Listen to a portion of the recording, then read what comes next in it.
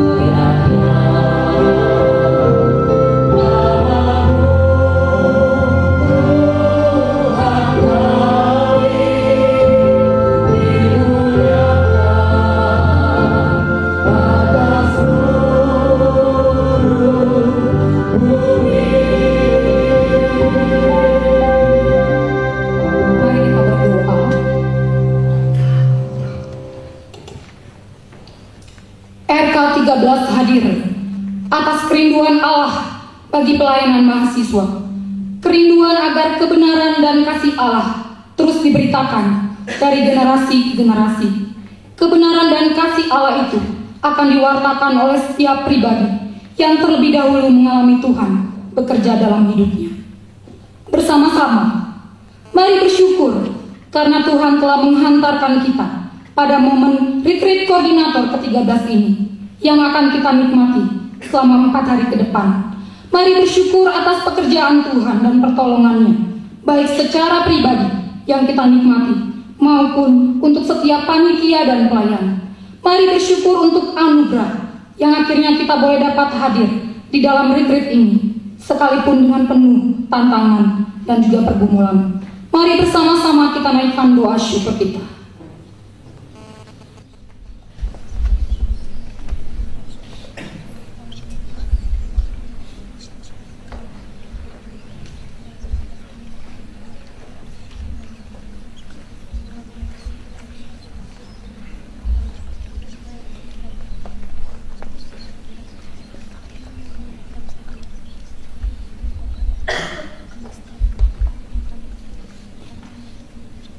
Mari kita juga berdoa. Setiap firman Allah yang akan diperdengarkan bagi kita berkuasa meneguhkan, mengubah dan memanggil kita. Doakan kita diperlengkapi lewat sesi-sesi yang akhirnya menolong kita sebagai pemimpin persekutuan atau peneliti kampus untuk dapat memahami pelayanan mahasiswa secara utuh dan juga mengalami indahnya kesatuan, kebersamaan dengan teman-teman di tempat lain yang juga mengerjakan bagian yang sama. Mari kita berdoa.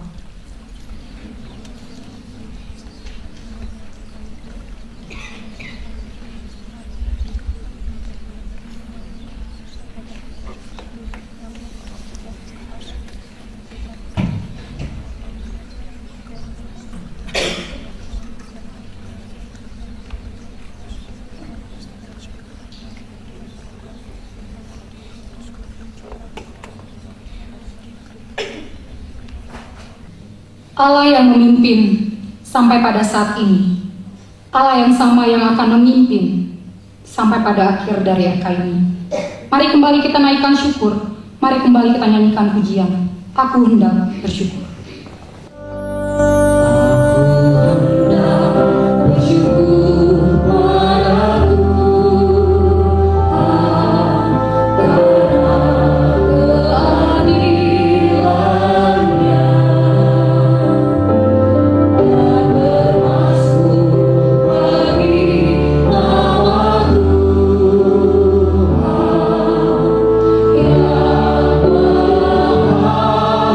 Thank you.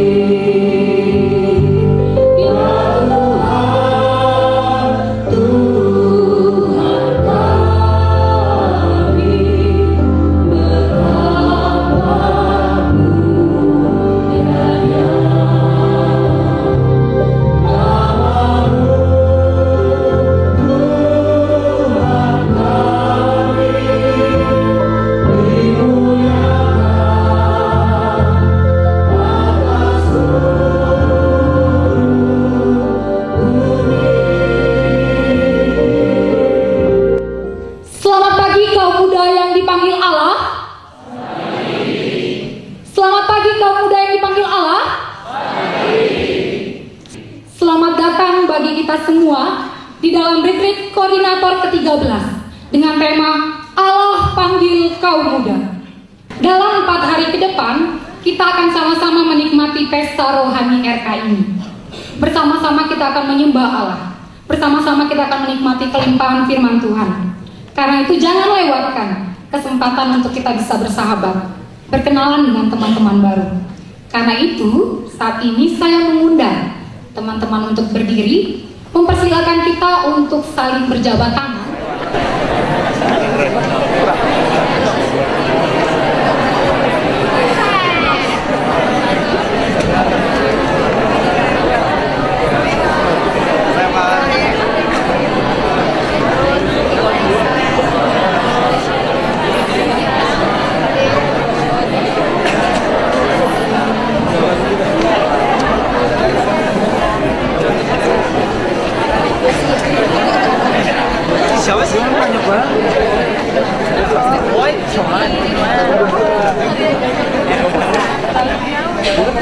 Kita yang hadir di tempat ini adalah para pemimpin-pemimpin yang dipanggil Allah di dalam melayani mahasiswa di kampus kita, baik yang berasal dari Jakarta maupun teman-teman yang dari regional.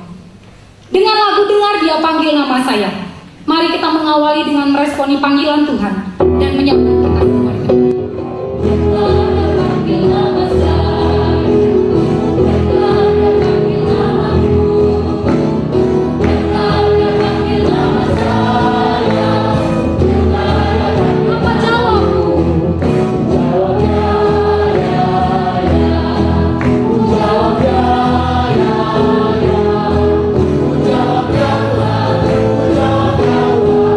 Teman-teman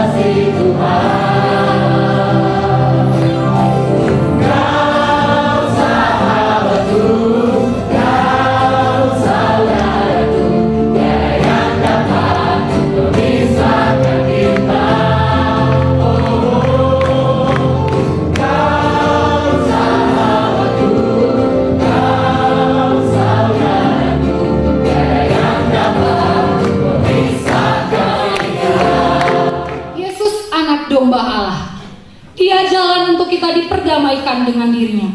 Kristus yang mati untuk menebus dosa-dosa kita, menebus seluruh bangsa. Oleh karenanya, bersama dalam satu hati, kita dapat menyembah Dia. Marilah naikkan hormat dan pujian kita kepada Anak Domba Allah. Haleluya to the Lamb.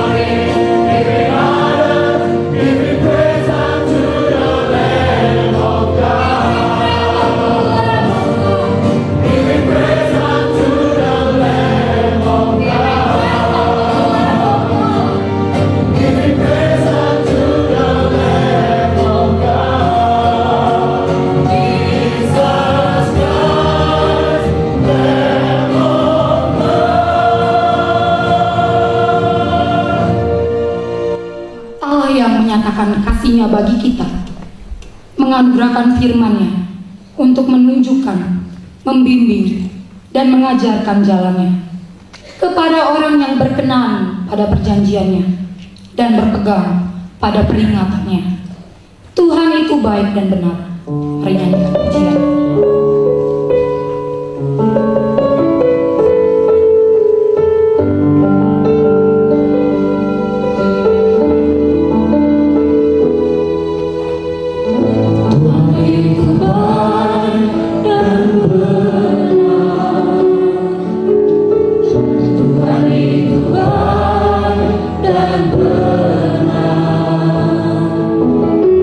Sebab itu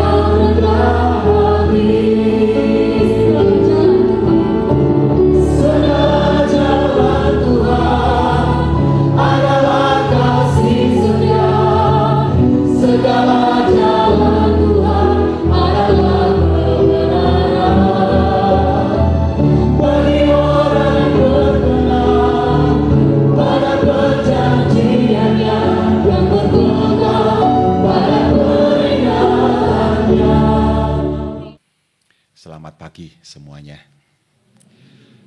Salam dari keluarga besar Gereja Kristen Muria Indonesia Kudus, tempat saya melayani. Mereka titip salam damai bagi saudara sekalian. Saya ingat sudah lama saya tidak datang ke ruangan ini. Ruangan ini punya kesan tersendiri bagi saya. Ketika itu mungkin hampir 10 tahun yang lalu.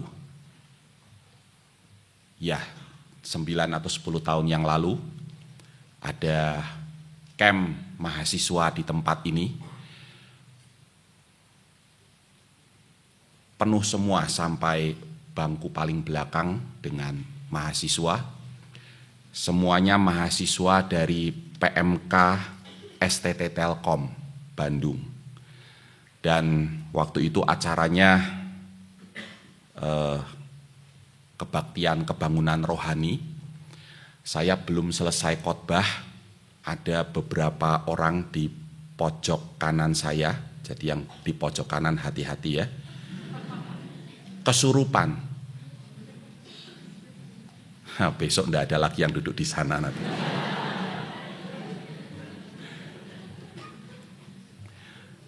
Dan peristiwa itu sangat berkesan bagi saya karena itu menandai menjadi momentum kebangkitan bagi PMK STT Telkom.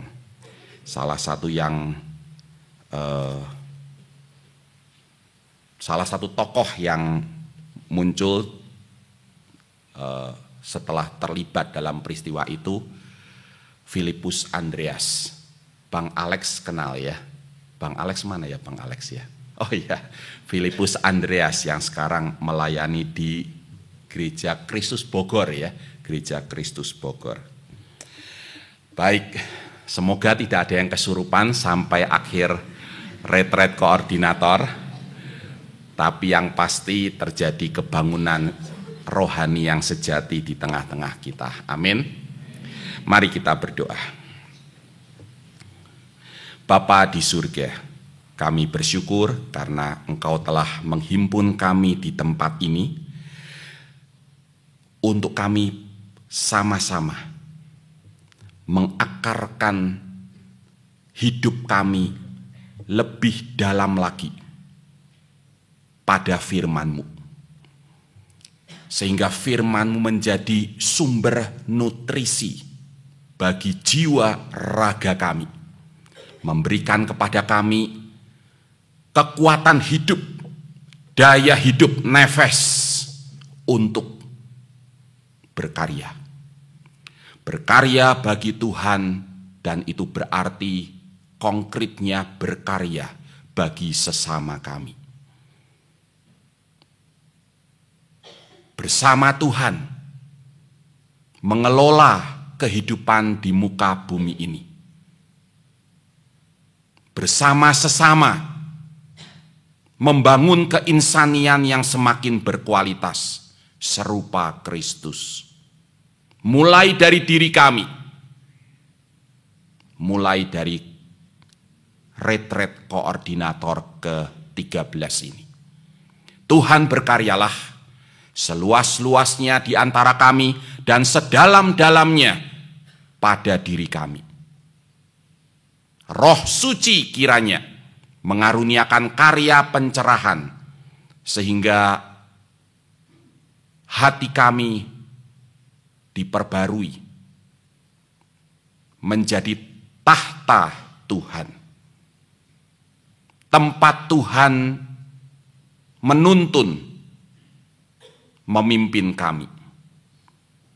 Sebelum kami sepulang dari retret koordinator ini, memimpin teman-teman kami. Terima kasih Bapa, di dalam nama Yesus Tuhan kami mohon tuntunan-Mu. Amin.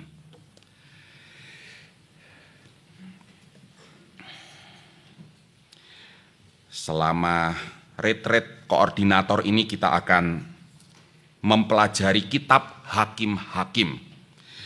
Jarang-jarang kitab Hakim-Hakim diulas di tengah-tengah dan kepada umat.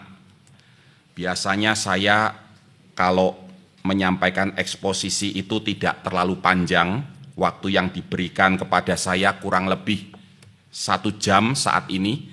Biasanya saya hanya berbicara 45-50 menit, tapi kali ini mungkin saya akan gunakan 1 jam ini, karena nanti kita akan lihat. Ya. Hakim-Hakim 1 ayat 1 sampai 2 ayat 5. Hakim-Hakim 1 ayat 1 sampai 2 ayat 5. Bacaannya aja sudah panjang. Hakim-Hakim 1 ayat 1 sampai 2 ayat 5. Mari kita membacanya secara bergantian. Sesudah Yosua mati, orang Israel bertanya kepada Tuhan, siapakah daripada kami yang harus lebih dahulu maju menghadapi orang Kanaan untuk berperang melawan mereka?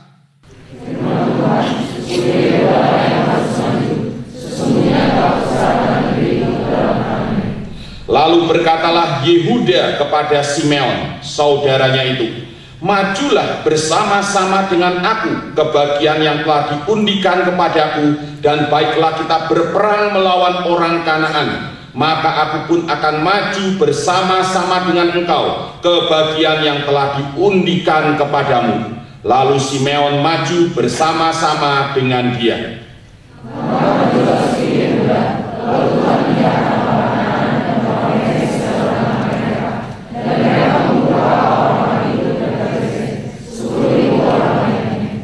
Di Betsek mereka menjumpai Adoni Betsek dan berperang melawan dia, dan mereka memukul kalah orang Kanaan dan orang Feris.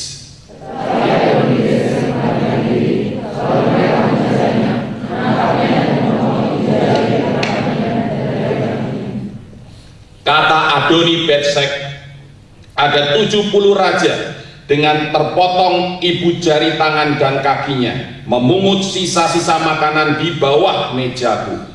Sesuai dengan yang kulakukan itu, demikianlah dibalaskan Allah kepadaku. Kemudian ia dibawa ke Yerusalem dan mati di sana.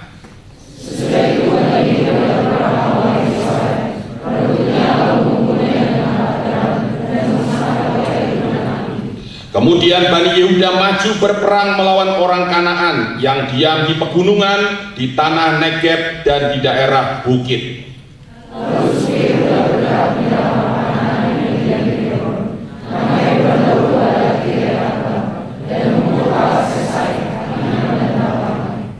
Dari sana mereka bergerak menyerang penduduk Debir. Nama Debir dahulu adalah Kiryat Sefer.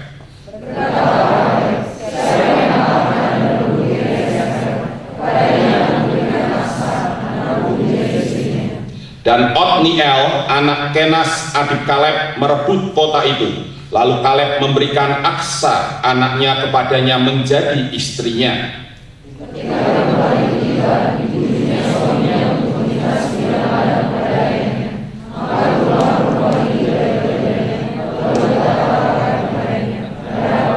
Jawabnya kepadanya, berikanlah kepadaku suatu hadiah. Telah kau berikan kepadaku tanah yang gersang, berikanlah juga kepadaku mata air. Lalu Kaleb memberikan kepadanya mata air yang di hulu dan mata air yang di hilir.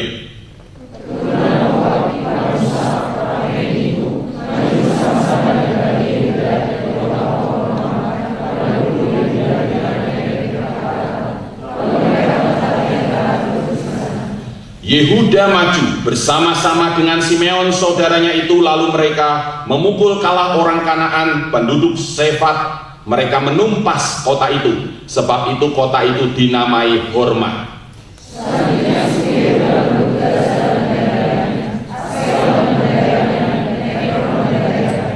Dan Tuhan menyertai suku Yehuda sehingga mereka menduduki pegunungan itu, tetapi mereka tidak dapat menghalau penduduk yang di lembah, sebab orang-orang ini mempunyai kereta-kereta besi.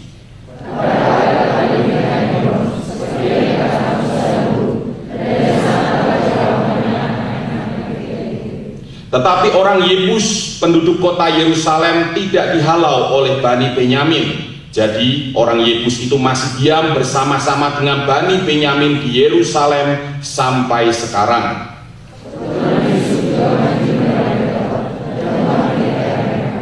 Keturunan Yusuf menyuruh orang mengintai Bet-El itu. Nama kota itu dahulu adalah Luz.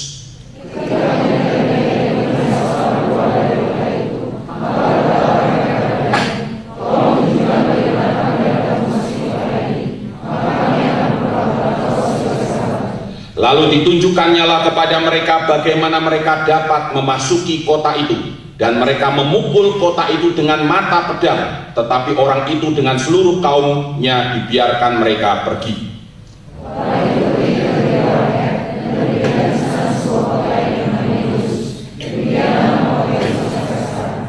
Suku Manasye tidak menghalau penduduk Bet-Sean dan penduduk segala anak kotanya, penduduk Ta'anak dengan segala anak kotanya, penduduk Dor dengan segala anak kotanya, penduduk Yibleam dengan segala anak kotanya, dan penduduk Megiddo dengan segala anak kotanya, sebab orang Kanaan itu berkeras untuk tetap diam di negeri itu.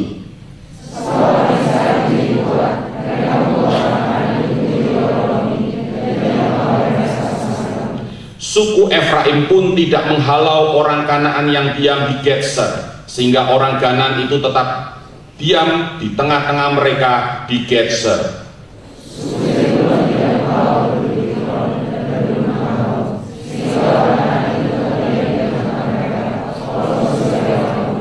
Suku Asyer tidak menghalau penduduk Ako, penduduk Sidon, serta Akhlab, Aksib, Helbah, Afek, dan Rehob.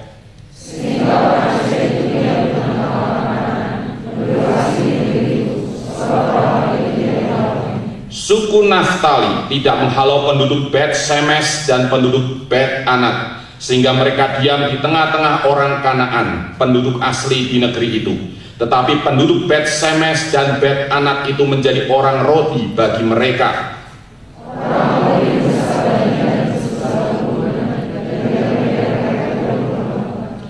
Dan orang Amori itu berkeras untuk tetap diam di Har Heres, di Ayalon, dan di Saalbim, walaupun mereka mendapat tekanan berat dari keturunan Yusuf, sebab mereka menjadi orang rodi.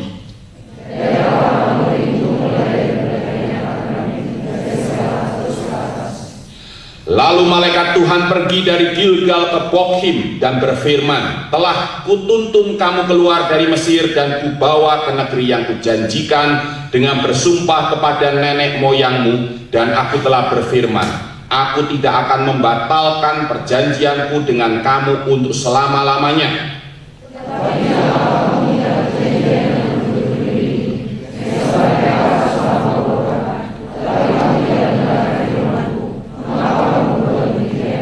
Lagi aku telah berfirman, aku tidak akan menghalau orang-orang itu dari depanmu, tetapi mereka akan menjadi musuhmu, dan segala Allah mereka akan menjadi jerat bagimu.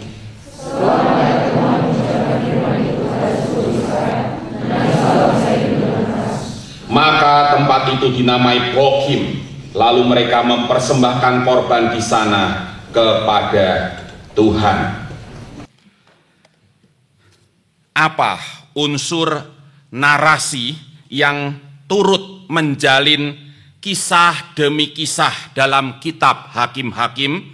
Salah satunya dan yang utama adalah ironi.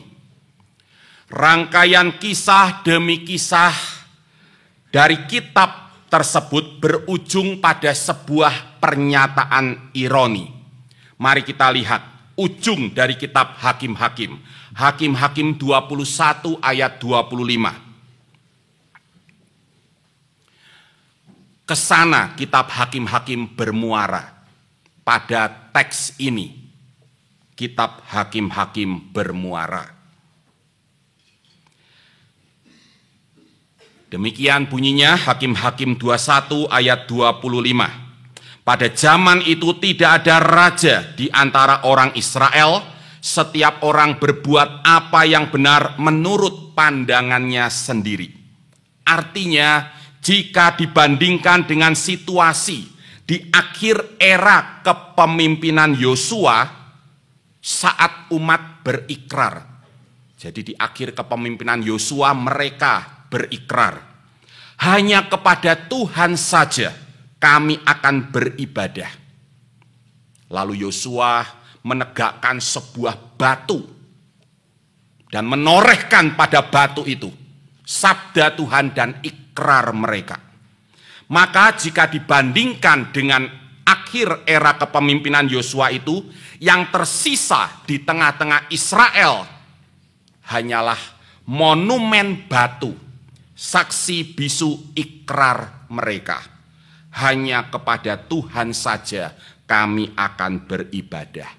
Itu tinggal monumen batu.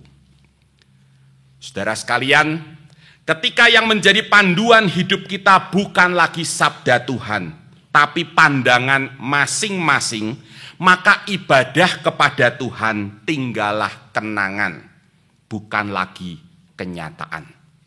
Dalam liturgi gereja kami ada unsur komitmen kemuridan. Yang kami maksud dengan kemuridan adalah sederhana, ketaatan kepada ajaran dan teladan Yesus. Itu artinya kemuridan. Kemuridan bicara tentang kualitas insani, kualitas yang ada pada diri seseorang, yaitu ketaatan kepada ajaran dan teladan Kristus.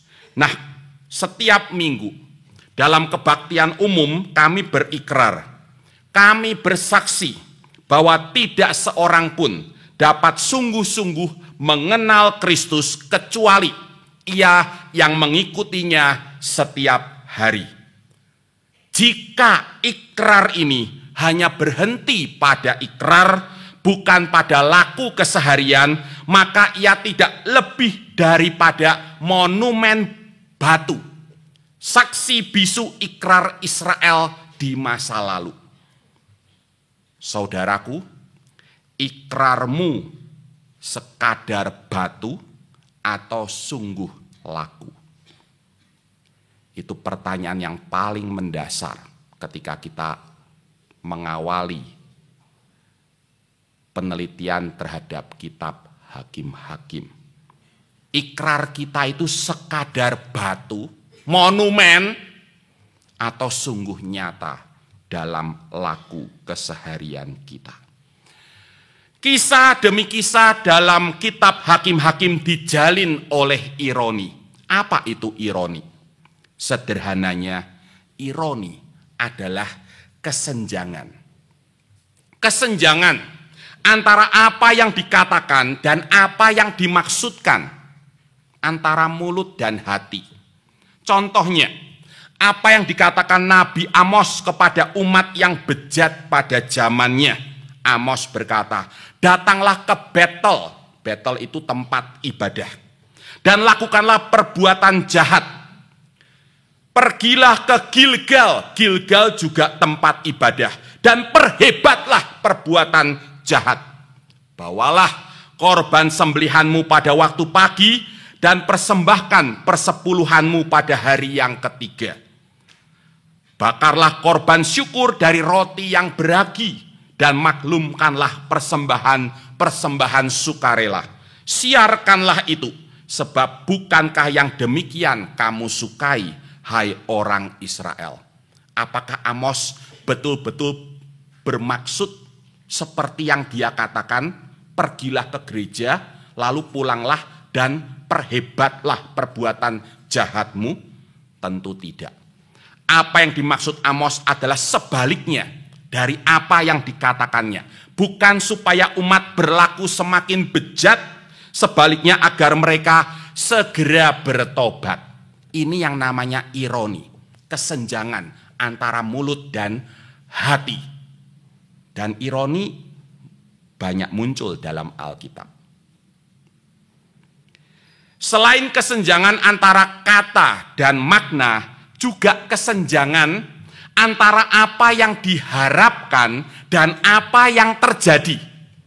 Pengennya saya seperti ini, tapi kok yang terjadi seperti itu. Itulah ironi. Contohnya, ironi akhir hidup Nabi Musa. nabi terbesar dan sosok paling legendaris yang telah memimpin Israel keluar dari Mesir, yang Tuhan sendiri berkomentar tidak ada nabi lagi seperti dia, yang telah membawa umat Tuhan keluar dari Mesir untuk hijrah ke Kanaan itu, pada akhirnya hanya dianugerahi pemandangan tanah perjanjian jauh dari atas gunung.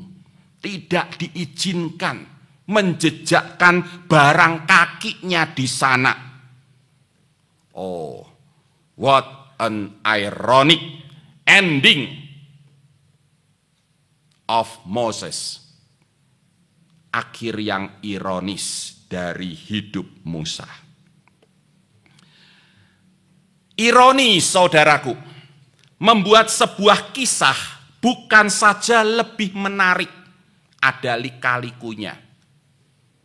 Tidak lempeng-lempeng saja, kayak sinetron, ya. Muncul hal-hal yang tak terduga, namun ironi membuat sebuah kisah lebih dekat dan lekat dengan kehidupan nyata. Mengapa? Karena kehidupan nyata selalu diwarnai oleh ungkapan-ungkapan dan situasi-situasi yang ironis. Saya pernah mendengar komentar, koordinator PMK kita disiplin sekali, datang rapat selalu terlambat. Ini ironi. Ada juga kisah tentang Mak Gui Erlin namanya. Usia 75 tahun. Perempuan tua lajang itu dikenal tahan banting, tahan menderita, dan tidak mempunyai rekam medis yang memprihatinkan. Namun pada 7 Februari dini hari, Mak Lin, kami menyebutnya demikian, terjatuh di rumahnya yang sangat sederhana, lebih tepat disebut gubuk derita. Tulang pangkal paha kirinya patah. Namun berhari-hari ia menolak dirawat di rumah sakit. Ia yakin bahwa kakinya hanya terpelecok. Pak Erik, kasih saya obat balsam saja, cukup, nanti sembuh sendiri. Terpaksa. Pada hari keempat kami bawa paksa beliau ke rumah sakit.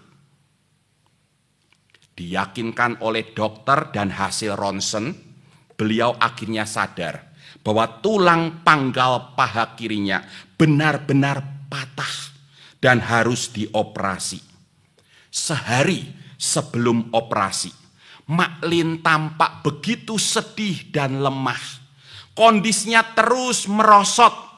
Akhirnya 7 jam sebelum operasi, perempuan yang dikenal tahan banting, tahan menderita, dan tidak punya rekam medis yang memprihatinkan itu mati dalam kesedihannya. Hanya dalam hitungan jam. Seperti mimpi di siang bolong, saya mendengar Mak Lin sudah tiada. Baru saja menggendongnya, membawanya ke rumah sakit. Kenyataan itu sangat menyedihkan dan menyakitkan.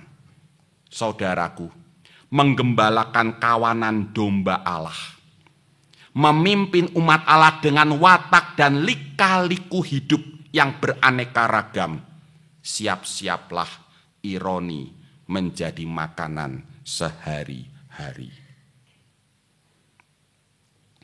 Alkitab memang diwarnai di sana-sini dengan ironi, namun alih-alih mereduksi, mempreteli kesucian Alkitab sebagai wahyu ilahi, ironi justru meneguhkan kesucian Alkitab.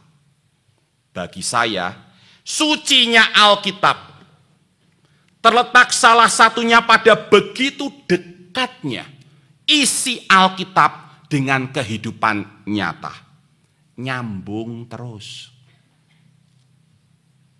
Seperti kehidupan nyata, isi Alkitab diwarnai di sana-sini oleh ungkapan-ungkapan dan situasi-situasi yang ironis. Alkitab mengajarkan bahwa iman yang autentik muncul dan tumbuh kembang di tengah-tengah segala ironi yang mewarnai hidup anak-anak manusia. Jadi, jangan alergi dan jangan antipati terhadap ironi. Tuhan hadir di tengah-tengah ironi. Immanuel, Allah beserta kita. Ironi di bawah naungan karya pemerintahan Tuhan turut membidani lahirnya iman. Ironi turut membesarkan iman. Ironi turut meneguhkan kesucian Alkitab. Itu pokok pertama yang saya ingin sampaikan. Mau belajar kitab Hakim-Hakim, kita harus mau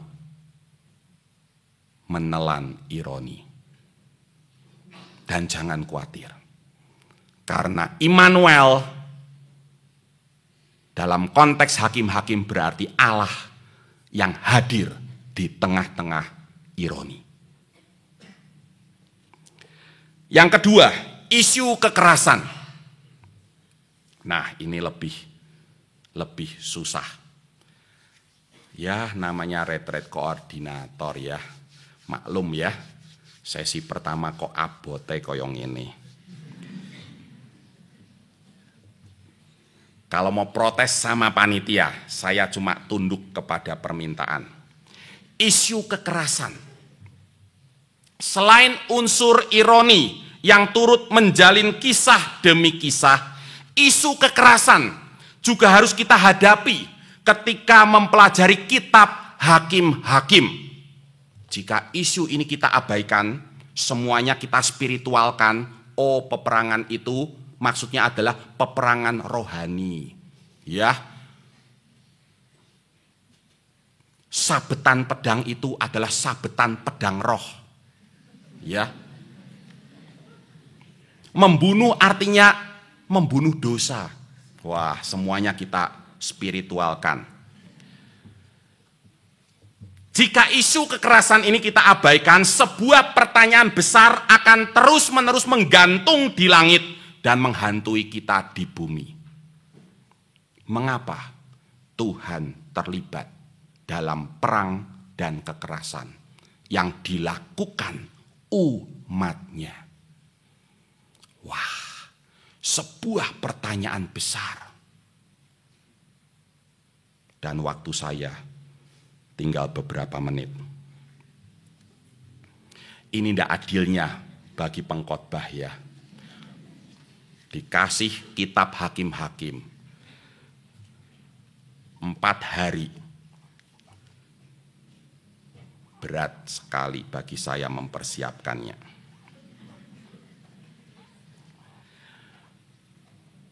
Tak bisa dipungkiri, bahkan sejak pasal pertama, kitab Hakim-Hakim syarat dengan kekerasan.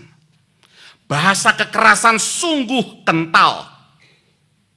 Daftarkan saja, berperang, Ibraninya lakam, berperang. Ayat 1, 2, 5, 8, 9. Memukul kalah atau ini bahasa sudah diperhalus, dipercantik oleh LAI.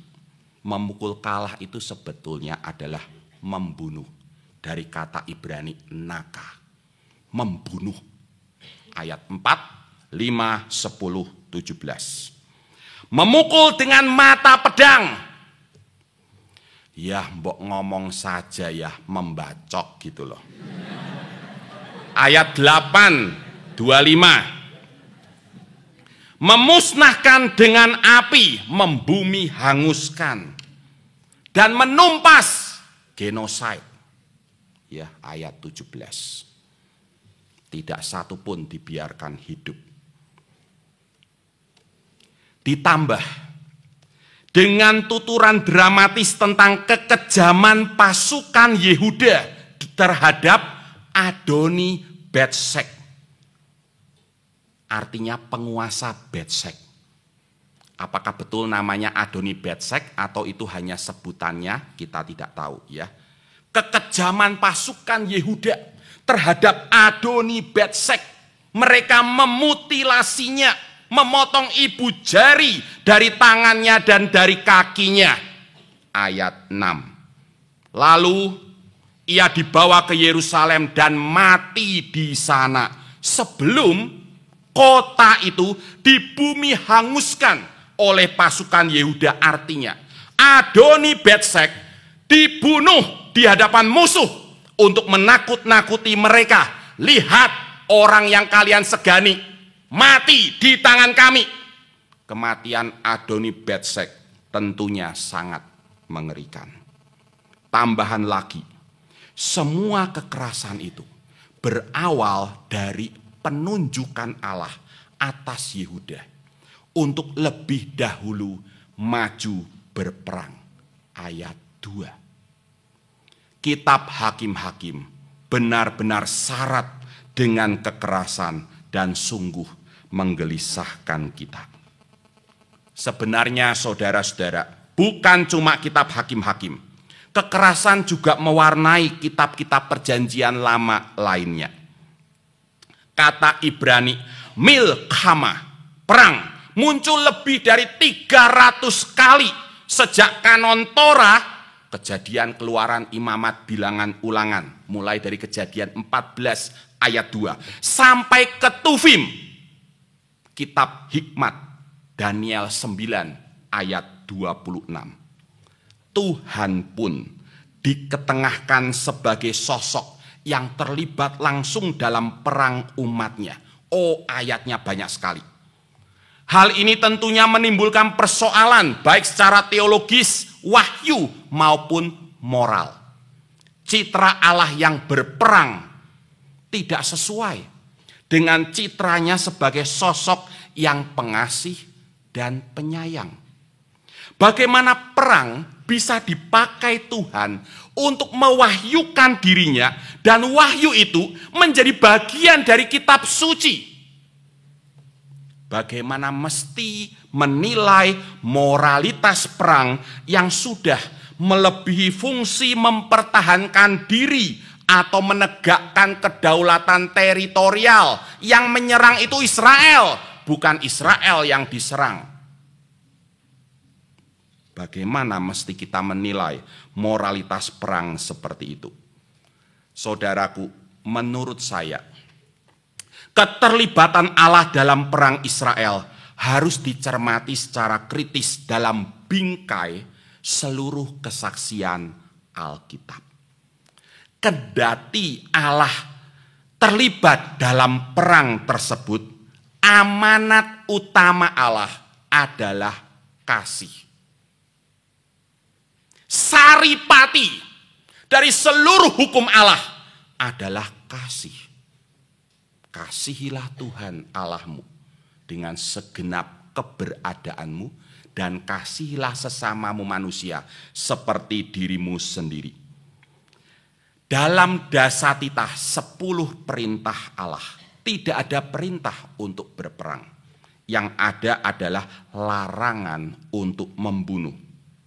Selain itu, alih-alih diinspirasi atau diilhamkan Allah, laku kejam Israel dalam perang seperti yang dilakukan Yehuda terhadap Adoni Betsek dimotori oleh emosi dan ambisi manusia. Contohnya, Gideon membantai penduduk Sukot dan Penuel. Nanti kita akan pelajari juga ya Gideon ya dalam PA ya. Gideon membantai penduduk Sukot dan Penuel. Juga Simson meremukkan tulang-tulang orang Filistin. Wah, kejam sekali. Mengapa? Karena lantaran dendam pribadi. Bukan karena petunjuk Tuhan. Abimelek membunuh begitu banyak orang, termasuk saudara-saudaranya sendiri dan rakyat jelata, akibat haus kekuasaan. Semua orang yang dianggapnya mengancam kedudukannya dihabisi. Yeftah, hakim juga ini, menghabisi kaum Efraim karena kebencian.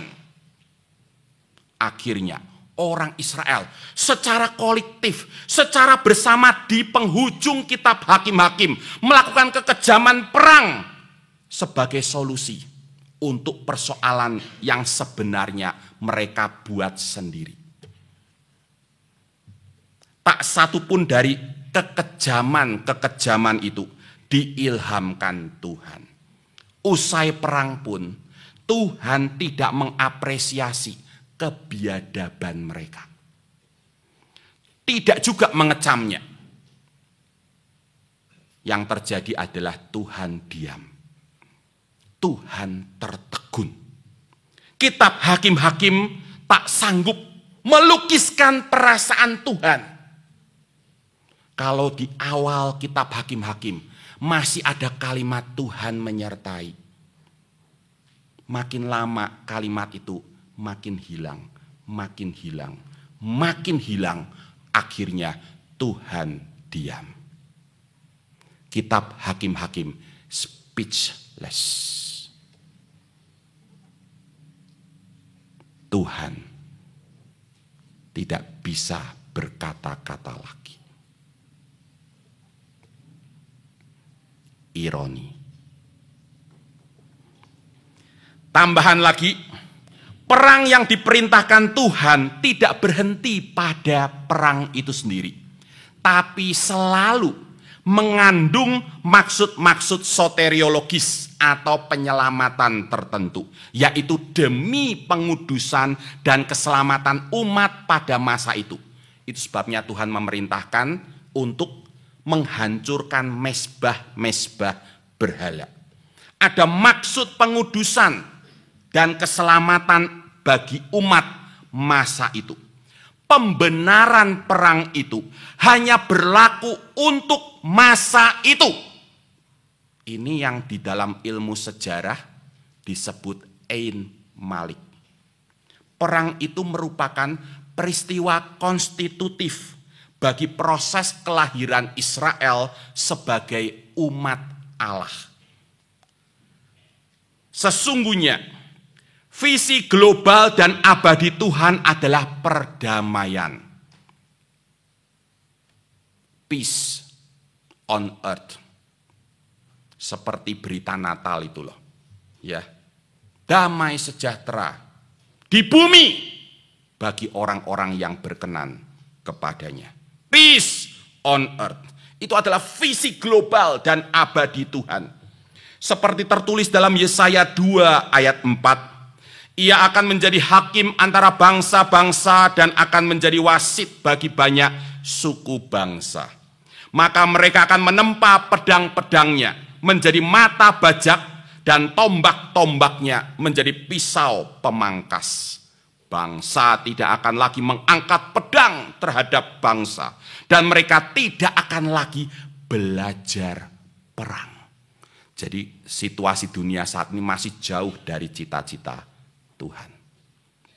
Masih ada yang mau jadi ABRI enggak di sini? Ya. Cita-cita Tuhan tidak akan ada lagi yang belajar perang nanti. Perang hanya akan berbuah perang. Sebisa-bisanya dan sebanyak-banyaknya peralatan perang harus diubah menjadi peralatan pertanian. Ironisnya sekarang lahan pertanian makin sedikit. Dan bencana setelah bencana banjir adalah banyak berhektar-hektar. Puluhan ratusan hektar sawah rusak. Siap-siap makan beras dari luar negeri kalian dalam bulan-bulan mendatang. Perang, saudaraku, bukanlah bahasa Tuhan.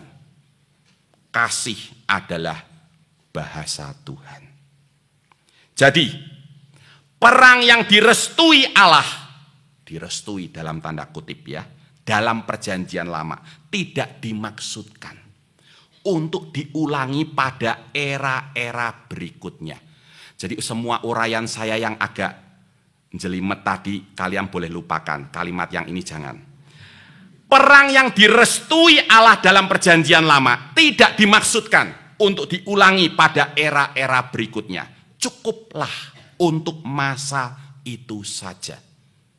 Ain Malik. Karena sifat Ain Maliknya itu cukup untuk masa itu saja. Kendati direstui Allah, perang dalam PL tidak serta-merta menjadi pedoman moral preskriptif untuk masa-masa sesudahnya. Itu tidak boleh menjadi panduan, pedoman, tindakan moral yang membenarkan peperangan. Kondisi sosial dunia sudah berubah. Untuk masa yang berbeda itu diperlukan reinterpretasi, penafsiran ulang terhadap perang dalam perjanjian lama. Supaya yang diamalkan bukan kehancuran dan kematian, melainkan kehidupan dan shalom, kesejahteraan. Teks-teks perang mesti ditafsir ulang dalam konteks kesadaran yang semakin tinggi akan hak-hak asasi manusia. Dengan demikian, perang dalam perjanjian lama tidak dijadikan sebuah model solusi konflik. Karena sudah tidak ada jalan keluar, kekerasan. Karena sudah tidak bisa akur, cerai. Karena PMK sudah tidak mau diatur, mengundurkan diri jadi koordinator, ya, kekerasan semua itu, ya. Perang dalam PL tidak dijadikan sebuah model solusi konflik. Allah tidak pernah memaksudkannya demikian. Allah merestuinya sebagai Ain Malik, cukup untuk masa itu saja. Untuk masa kini dan seterusnya, perdamaianlah yang menjadi visi sejarah keselamatan. Karena itu saudaraku, perdamaianlah yang harus kita kejar dan perjuangkan mati-matian. Kalau perlu sampai mati beneran, seperti teladan Yesus Tuhan kita. Dalam ironi dari segala ironi, the most ironic moment in the history, dalam ironi yang paling puncak, ironi penyaliban yang ditanggung anak Allah yang suci, alih-alih meminta langit untuk membumi hanguskan mereka yang menyalibkannya, Yesus justru memohon langit untuk mengampuni mereka. Ya Bapa, ampunilah mereka, sebab mereka tidak tahu apa yang mereka perbuat. Ini sama dengan berkata, Bapa, jangan hukum mereka, hukum saya saja.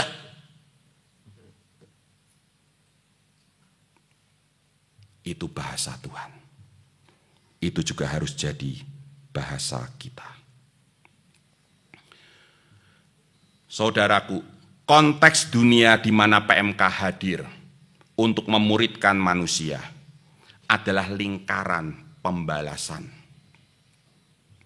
Terorisme dan perang anti-teror ala Densus 88 yang dikecam habis salah satunya oleh Frans Magnus Suseno karena tidak manusiawi. Sama-sama brutal. Terorisme dan perang anti-teror sama-sama brutal. Dan itu terjadi karena struktur pembalasan yang memenjarakan manusia.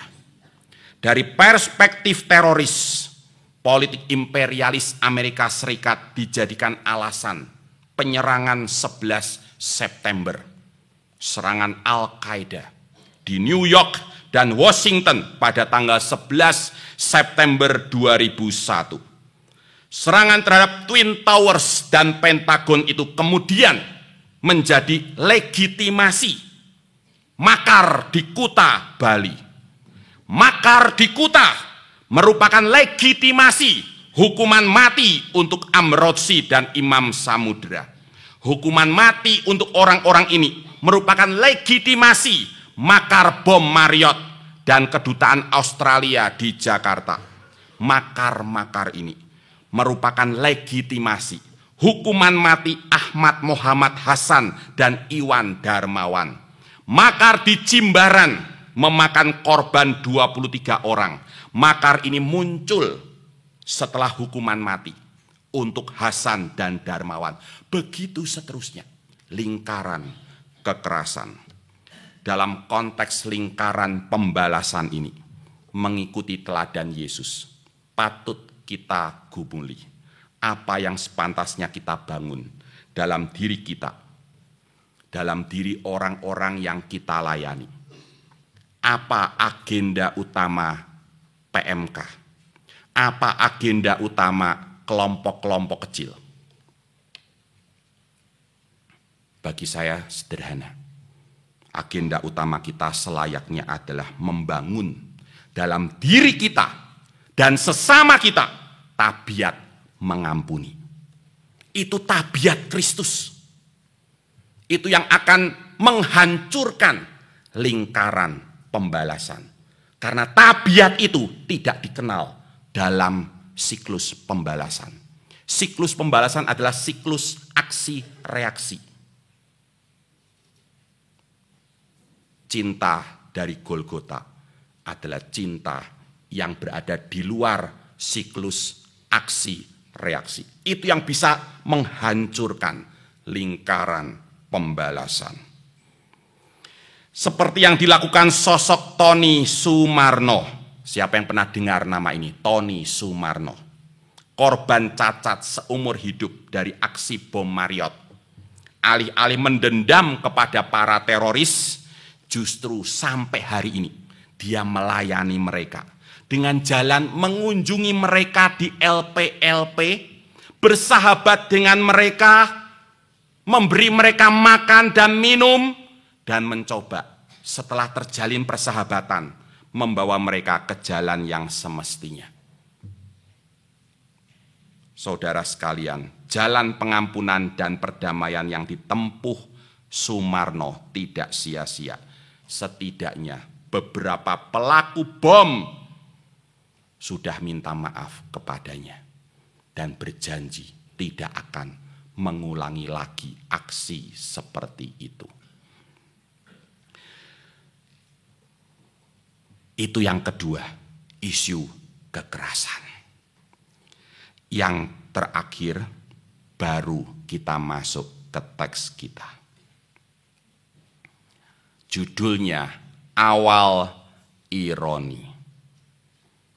Saudara sekalian, teks Hakim-Hakim 1 ayat 1 sampai 2 ayat 5 menunjukkan awal dari segala ironi dalam perjalanan hidup Israel.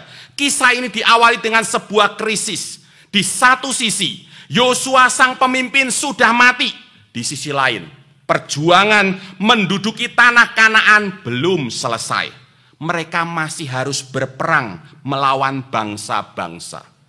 Menghadapi krisis ini, Israel bertanya kepada Tuhan, siapakah daripada kami yang harus lebih dahulu maju menghadapi orang Kanaan untuk berperang melawan mereka?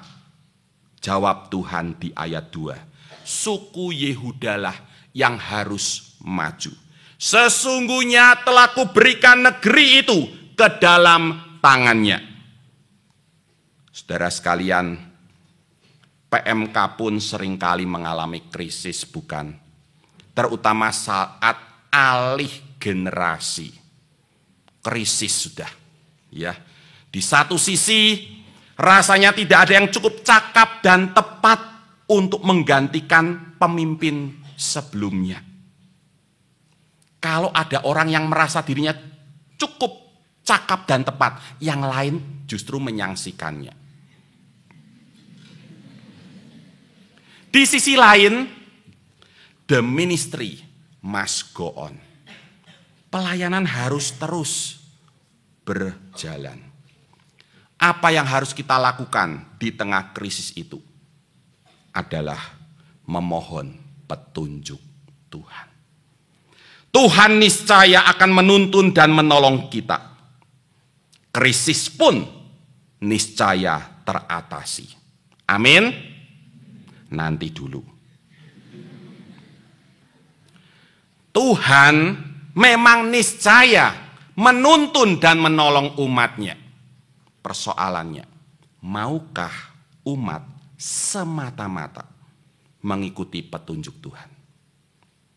Jika tidak, alih-alih krisis teratasi, ironi demi ironi yang bakalan terjadi. Akhirnya terciptalah krisis baru yang bikin depresi setengah mati. Seperti yang dialami Israel. Kisah mereka berawal dengan sebuah krisis. Mereka memohon petunjuk Tuhan. Tuhan menjawab. Namun alih-alih krisis teratasi, akhirnya justru tercipta sebuah krisis baru. Seperti tertulis di pasal 2 ayat 3. Kita kembali ke pasal 1 dan 2. Tertulis di pasal 2 ayat 3, Tuhan bersabda, "Aku tidak akan menghalau orang-orang itu dari depanmu, tetapi mereka akan menjadi musuhmu dan segala Allah mereka akan menjadi jerat bagimu."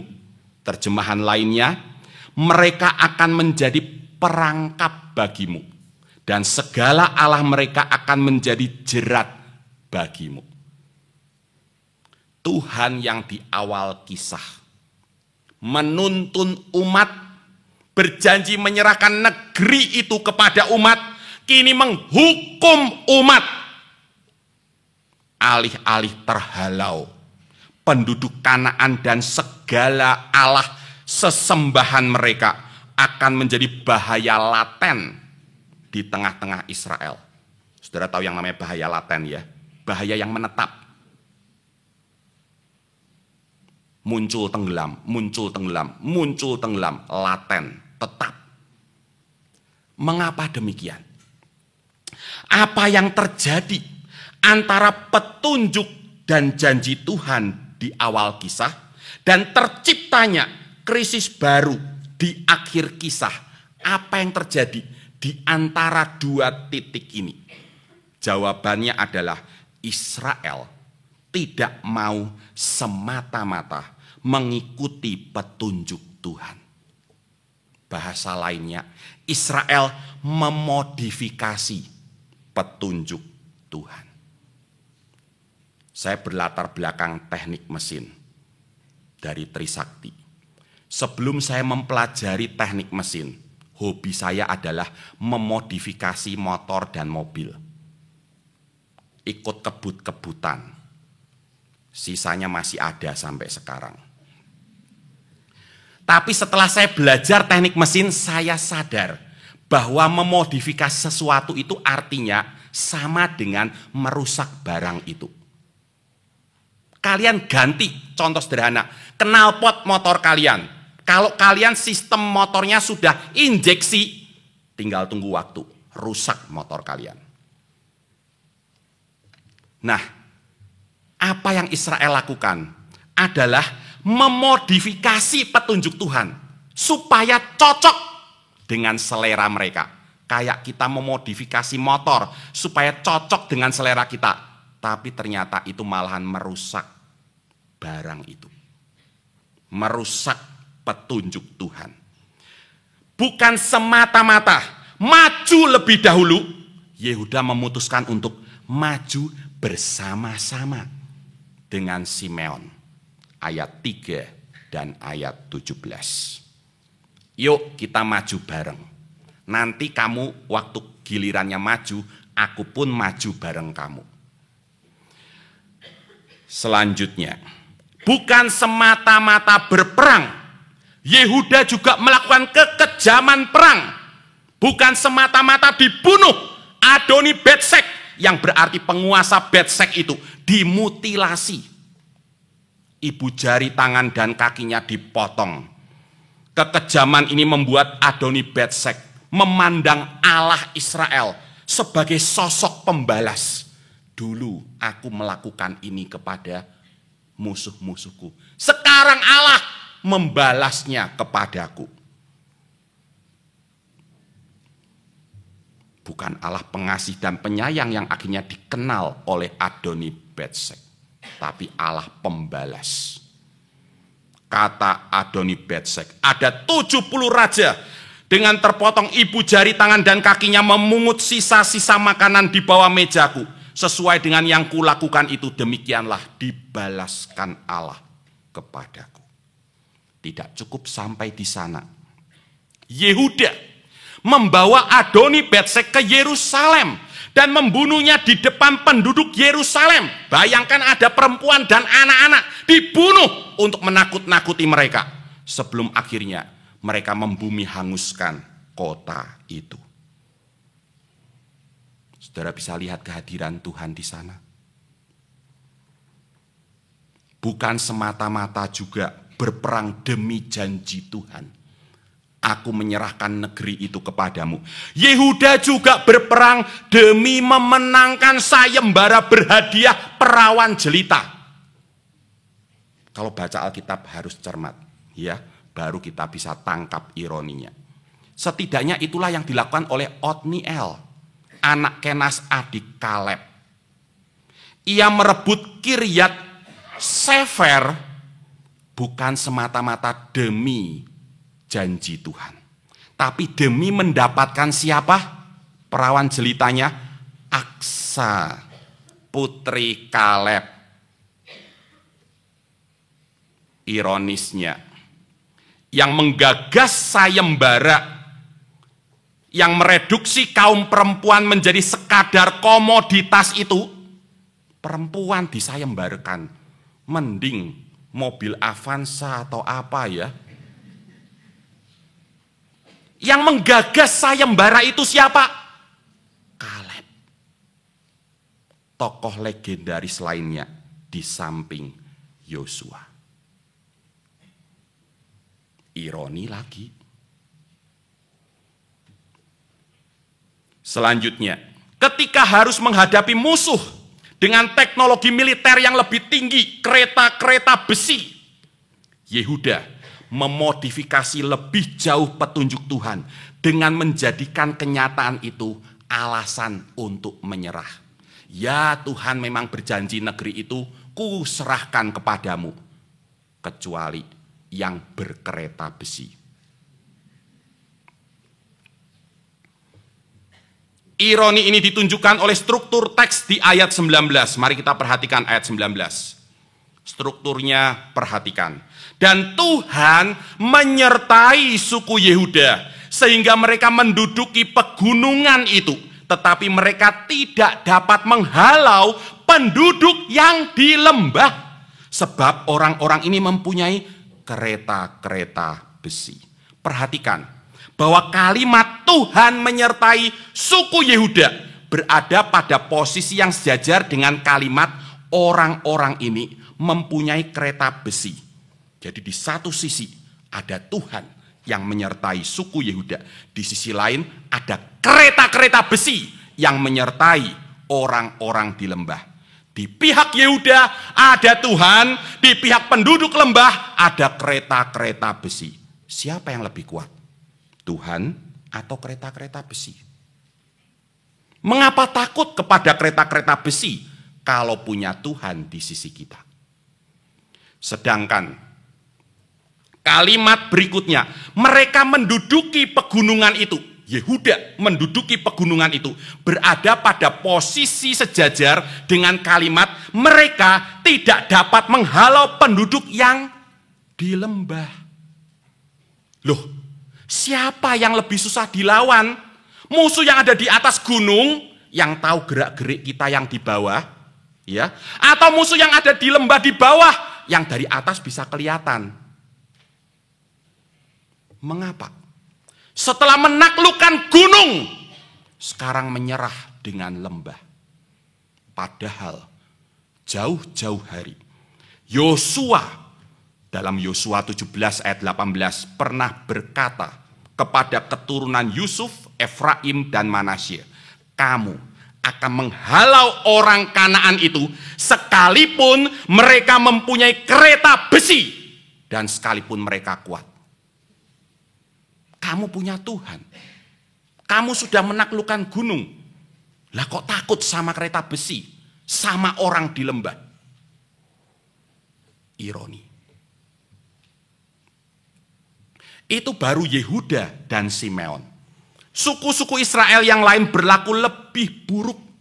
Bani Benyamin, suku Manasye, suku Efraim, suku Sebulon, suku Asyer, dan suku Naftali. Semuanya alih-alih berperang memilih untuk tidak menghalau penduduk Kanaan. Baca sendiri. Mereka tidak menghalau penduduk Kanaan, melainkan seperti tertulis di pasal 2 ayat 2, mengikat perjanjian dengan penduduk negeri dan tidak merobohkan mezbah berhala mereka. Mereka bukan sekadar memodifikasi sabda Tuhan, tapi terang-terangan melanggar sabda Tuhan. Mereka mengizinkan penduduk Kanaan tetap diam di negeri itu, di tengah-tengah Israel, asal menjadi orang rodi, menjadi pekerja paksa. Ayat 21, ayat 27 sampai 33. Jangan salah sangka, ini bukan laku kasih. Oh, saya kesian sama kalian, ya sudah tinggallah di tengah-tengah kami. Ini bukan laku kasih. Mereka menjadi pekerja paksa. Ini sebaliknya pembalasan terhadap perlakuan atas Israel oleh Mesir. Seperti tertulis dalam Keluaran 1 ayat 11. Pengawas-pengawas rodi ditempatkan atas mereka Israel untuk menindas mereka dengan kerja keras. Ini pembalasan. Saudara sekalian, lebih parah lagi Bani Dan. Sebaliknya dari menghalau, mereka yang justru dihalau. Ini paling parah. Bani Dan didesak oleh orang Amori, ayat 34. Satu-satunya yang berlaku baik adalah keturunan Yusuf. Perhatikan ayat 22. Mereka maju menyerang Betel dan Tuhan menyertai mereka. Mereka menggunakan strategi yang baik. Mereka menunjukkan kasih kepada orang yang menolong mereka. Dan mereka berhasil menaklukkan Betel atas penyertaan Tuhan. Sayangnya, loh sudah enak-enak gini ya, kok ada sayangnya lagi. Sayangnya akhirnya mereka pun mengikuti jejak suku-suku yang lain. Perhatikan ayat 35. Mereka mengikat perjanjian dengan penduduk negeri dan menjadikan mereka orang rodi. Sayang, beribu sayang. Suku yang paling saleh pun, paling alim, ikut-ikutan melanggar sabda Tuhan. Ironis. Kalau yang paling alim saja seperti ini, apalagi yang paling preman. Ironi, keturunan Yusuf diperkuat oleh sebutan yang diberikan bagi mereka. Mereka tidak disebut suku Yusuf. Baca baik-baik. Mereka disebut keturunan atau keluarga. Dari kata Ibrani, bayit Yusuf. Mereka keluarga Yusuf. Mengapa? Saya rasa karena sejarah kesalehan Yusuf yang menggetarkan hati itu telah membuat semua orang yang menyandang namanya, keturunannya, keluarganya dipandang mewarisi kesalehannya. Oh, mereka ini cucunya Yusuf. Oh, ini keturunan keempat dari Yusuf. Oh, dia ini tetangganya Yusuf. Pokoknya ada kaitannya sama Yusuf. Ya, keluarga Yusuf. dipandang mewarisi kesalehannya. Buah jatuh kan tidak jauh dari pohonnya. Kalau bapaknya saleh dan alim, maka anaknya pun niscaya saleh dan alim. Dan itu bukankah berlaku sampai sekarang? Dalam konteks PMK, pernah ada era di mana watak dan kualitas seseorang dinilai salah satunya dari siapa pemimpin kelompok kecilnya. Saya tidak tahu kalian masih mengalami era itu tidak. Siapa sih pemimpin kelompok kecilnya? Kalau dia, maaf, brengsek, ditanyanya juga sama. Siapa sih pemimpin kelompok kecilnya? Tapi kalau dia baik, saleh, siapa sih pemimpin kelompok kecilnya? Saya sendiri dipilih menjadi koordinator BKP waktu itu, Badan Koordinasi Pusat, semacam sinode, oleh para wakil dari waktu itu 12 PMK di Trisakti. Bukan semata-mata karena laku keseharian saya. Berapa banyak sih yang benar-benar melihat sepak terjang saya sehari-hari, waktu ujian nyontek apa tidak, berapa sih yang tahu? Paling ya teman-teman dekat saya yang tahu seperti apa saya sehari-hari. Yang lain tidak tahu. Para wakil dari 12 PMK itu memilih saya salah satunya, mungkin malah yang terutama. Karena saya itu anak kelompok kecilnya Johan Murjanto. Yang watak dan lakunya terkenal, saleh dan berani, pantang kompromi. Waktu itu teknik mesin Trisakti dikenal sebagai dunia mafia. Kalau saatnya ujian, pistol, belati muncul di atas meja. Yang pinter-pinter ditindas dan diperkosa. Tapi Johan Murjanto memilih ditindas dan diperkosa demi kesaksian. Kalau kalian mau minta tolong saya sebelum ujian, kamu mau dihabisin, silakan habisin. Itu Johan Murjanto. Seolah-olah nama itu adalah jaminan mutu atas orang-orang yang dibinanya, termasuk saya, kecipratan nama baiknya.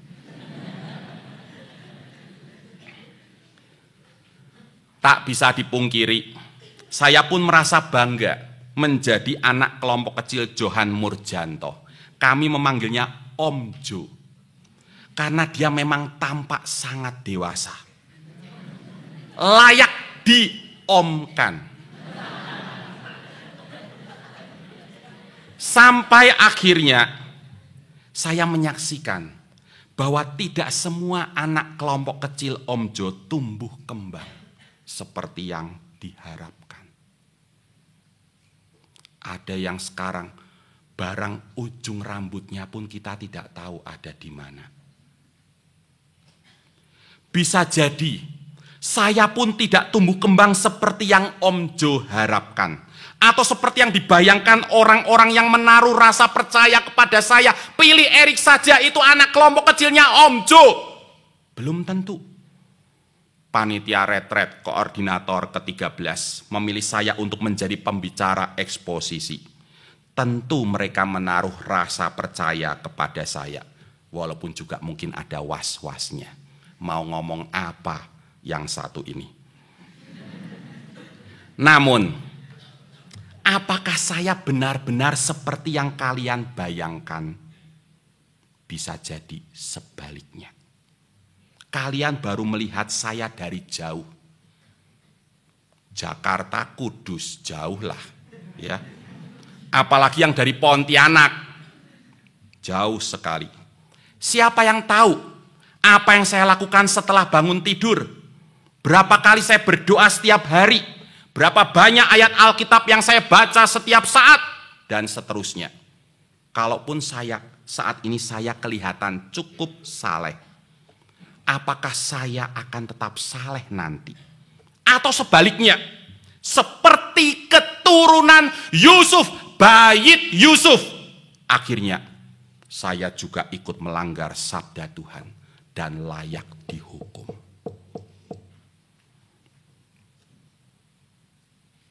Saudara sekalian, saya akan tutup eksposisi ini.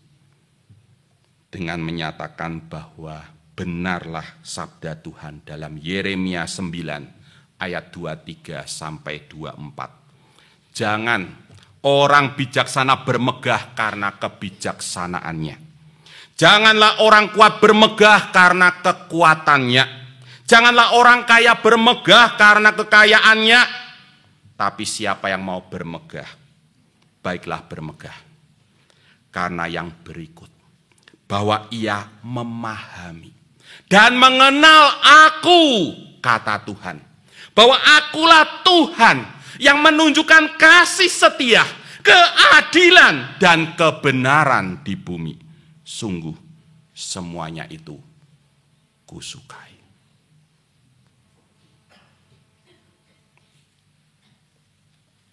Merenungkan ini saya pun kembali disadarkan. Tidak cukup berikrar, saya bersaksi bahwa tak seorang pun dapat mengenal, dapat sungguh-sungguh mengenal Kristus kecuali ia yang mengikutinya setiap hari. Itu tidak boleh hanya jadi batu kebanggaan kita, monumen yang kita banggakan, tidak ada gunanya.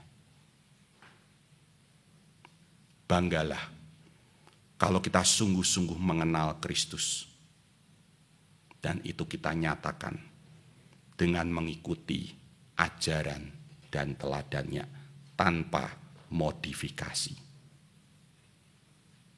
Amin.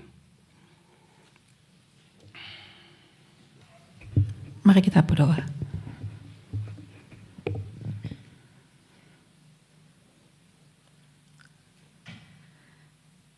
Terima kasih Tuhan, firman-Mu menghibur kami untuk tidak takut menghadapi ironi dalam kehidupan kami ataupun dalam diri kami sendiri. Ajak kami untuk terus berharap kepada Engkau ya Tuhan. Dan kami juga berdoa, ajarlah kami untuk hidup di dalam jalan kasih-Mu. Tidak membalas kekerasan dengan kekerasan, tapi belajar untuk berespon dengan kasih yang daripada Tuhan. Dan kami juga berdoa Tuhan, tolong kami untuk taat kepada Engkau. Belajar untuk makin menyadari bahwa firman-Mu lah kebenaran, bukan pikiran ataupun pengalaman kami sendiri. Ya Tuhan, ini doa kami. Mungkin akan ada banyak cerita dan kalimat-kalimat yang akan kami lupakan. Tetapi biarlah kiranya firman-Mu boleh Tuhan tanamkan dalam hati kami. Dan ketika kami pulang dari tempat ini, menghadapi pergumulan hidup dan pelayanan kami, biarlah kiranya firman-Mu boleh menjadi terang, menjadi pelita bagi kehidupan kami. Terima kasih Tuhan. Terima kasih untuk hamba-Mu yang berjerih lelah mempelajari firman-Mu dan membagikannya kepada kami. Berkati juga Tuhan dan pimpin kehidupannya. Dalam nama Yesus kami berdoa. Amin. Mungkin diri kita dapat berubah. Dunia dapat berubah. Bahkan kondisi PMK kita juga dapat berubah. Namun kasih setia Allah terus Dia nyatakan bagi PMK kita, diri kita, dan dunia ini. Dia memanggil hai kaum muda untuk memimpin pelayanan mahasiswa di kampus pada generasi ini. Allah panggil kaum muda.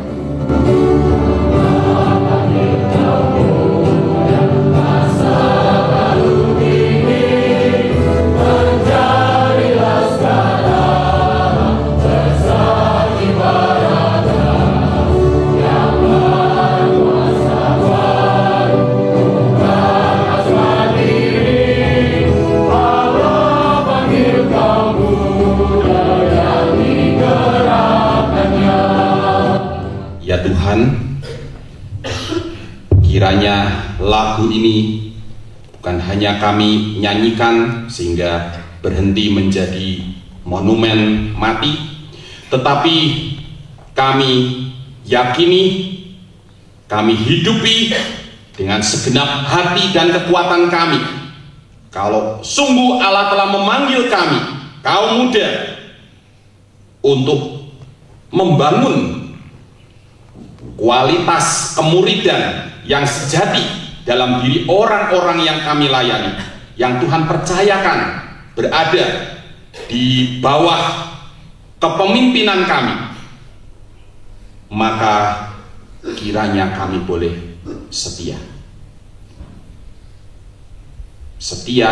menggeluti dan menunaikan tugas dan tanggung jawab kami. Karena memimpin berarti melayani, bukan dilayani. Memimpin berarti memuridkan. Memimpin berarti mempengaruhi orang-orang yang kami pimpin untuk tidak meremehkan firman-Mu, untuk tidak memodifikasi firman-Mu, tapi tunduk penuh, taat sujud kepada kehendak Tuhan. Itulah kunci keberhasilan. Terima kasih ya Bapa. Teguhkanlah panggilan-Mu atas kami. Kami serahkan sesi-sesi selanjutnya hari ini ke dalam tangan pertolongan Tuhan. Di dalam nama Yesus Tuhan kami yang hidup, kami berdoa. Amin. Silakan duduk.